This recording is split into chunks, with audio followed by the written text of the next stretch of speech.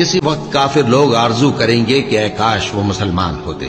اے نبی ان کو ان کے حال پر رہنے دو کہ کھا پی لیں اور فائدے اٹھا لیں، اور لمبی لمبی آرزویں ان کو دنیا میں مشغول کیے رکھیں، آخر کار ان کو اس کا انجام معلوم ہو جائے گا۔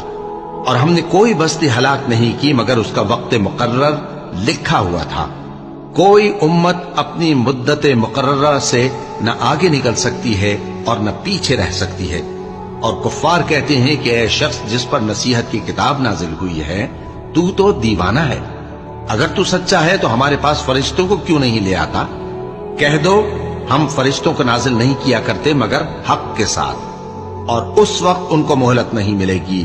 بے شک یہ کتاب نصیحت ہم ہی نے اتاری ہے، اور یقیناً ہم اس کے نگہبان ہیں۔